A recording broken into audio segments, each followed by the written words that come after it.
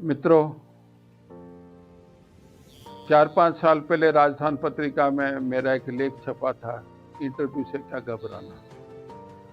मैं समझता हूँ उन बातों का जिक्र आज वापस करना जरूरी हो गया है, क्योंकि आरपीएससी के इंटरव्यू बहुत जल्दी ही शुरू होने वाले हैं। इंटरव्यू के लिए कई लंबी बात करनी पड़ सकती है, लेकिन मैं टुकड़ों टुकड़ों में आपको कभी कुछ बताऊंगा, कभी कुछ बताऊंगा, क्योंकि बहुत लंबी है। इंटरव्यू ऐसी चीज है कि इस जमीन से आसमान तक कुछ भी पूछा जा सकता है।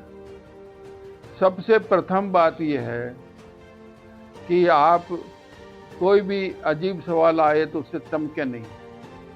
मैं यूपीएससी का इंटरव्यू देने गया था, हालांकि उस इंटरव्यू में मेरा सिलेक्शन नहीं हो पाया था, क्योंकि एक पेपर में बहुत कम नंबर थे। लेकिन मैंने तय किया कि अब की बार तो आगे जो परीक्षा देंगे उसको बिल्कुल तोड़ मरोड़ देंगे, और मैंने आरएस दिया।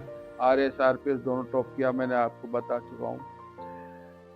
मेरे उस इंटरव्यू से मैंने क्या समझा, मेरे को सवाल पूछा, इंटरव्यू बोर्ड में 5 आदमी थे। कहा, अनुज बधू भगनी सुतनारी सुनि सठ ये कन्या समचारी। बताओ इसमें 4 कौन है? अनुज, बधू, भगनी और सुतनारी, ये तो 3 ही हुए, चौथा कौन है? मैं बीए तक हिंदी थी, लेकिन ये पढ़ा हुआ नहीं था। मान लो किष्किंधा कांड का ये चौपाइयाँ हैं। क्या हुआ, हम सबको सुनना पड़ता है कि भगवान राम ने बाली को छुप के मारा। छुप के मारना इसलिए जरूरी था, बाली ने वरदान लिया हुआ था महादेव जी से कि जो भी मेरे सामने लड़ने आएगा उसकी आधी ताकत मेरे पास आ जाएगी।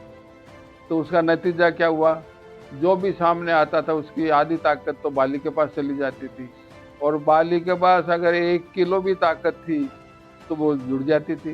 तो कोई भी आदमी इस दुनिया में ऐसा बन नहीं सकता था जो बाली को जीत सके, इसलिए भगवान राम ने छुप के मारा। तो इस प्रसंग का आप बताता हूँ। मैं बैरी, बाली ने क्या कहा घायल होने पर, मैं बैरी सुग्रीव प्यारा कारण कवन नाथ मोई मारा। मैं बैरी हो गया, सुग्रीव प्यारा, क्यों मारा मुझे भगवान आपने? मैं भी आपको भक्त हूँ। तो भगवान राम ने कहा, अनुज बधू भगनी सुतनारी सुनि सठ ये कन्या समचारी। इन्हीं कुदृष्टि बिलोकति जोई तासु बधे कछु पाप न होई। हे मूर्ख सुन, अनुज, बधू, भगनी और सुतनारी, तुमने अपने छोटे भाई की पत्नी को अपनी पत्नी बना लिया, ये कन्या के समान पूजनीय को अपने पत्नी बना लिया, ये पाप किया। इसलिए आपको मारने, इन 4 आदमियों को मारने में, इन 3 तरह के लोगों को मारने में कोई पाप नहीं होता। तो ये 3 है, अनुज, बधू, भगनी और सुतनारी। इन्हीं कुदरत बिलोकत जोई ताहि बदे कछु पापन होई।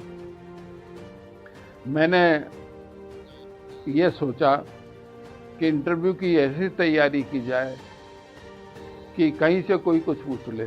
तो इसलिए जब मैंने आरएस की परीक्षा दी तो उस वक्त 5 ऑप्शनल होते थे, मैंने 11 ऑप्शनल तैयार किए आरएस, कहीं से कुछ पूछो। हालांकि वो इंटरव्यू की बताऊंगा। इंटरव्यू शुरू के 3 सवालों में तो मैंने कहा ध्यान नहीं है, ध्यान नहीं है, और चौथे में जब मैंने कहा पूरा ध्यान नहीं, उत्तर दिया, कुछ इंटरव्यू बोर्ड को लगा होगा ये इसमें बात में दम है कि तुम तो कह रहे थे ध्यान नहीं है, तो उत्तर तो बहुत अच्छा दिया। मैं सब अंदाज से बात जानता हूँ, थोड़ी कॉमन सेंस से कह दिया। तो ये इंटरव्यू में सबसे जरूरी चीज जो मैं बार बार याद दिलाऊं आपको, आप सरल रहिए, सबल रहिए, सच्चे रहिए, सुदृढ़ रहिए, साफ रहिए, विचलित नहीं होइए, दिखावा नहीं करें, झूठ बोलेंगे पकड़े जाएंगे। जो इंटरव्यू ले रहे हैं उनकी उम्र आपसे बहुत ज़्यादा है, उनका अनुभव बहुत ज़्यादा है, इसलिए इंटरव्यू में के लिए कुछ घबराना नहीं, आप जैसे हो वैसे जाएं। आता है जवाब सही दें, नहीं आता तो बता दें या पूरा ध्यान नहीं है या ध्यान है। और उनको एक तरह से हम ये कहें कि ये कोशिश नहीं करें कि नहीं आता तो भी हठधर्मी से कहें कि नहीं, सच बोलें कि साहब भी इसका उत्तर ध्यान नहीं है। क्योंकि कोई आदमी जो 90% से भी पास होता तो उसको 10% नहीं आता, 10% तो उसी सब्जेक्ट का नहीं आता जो पढ़ रहा है, बाकी वो सब्जेक्ट तो हजारों हैं। आप किस किस का ध्यान रखोगे?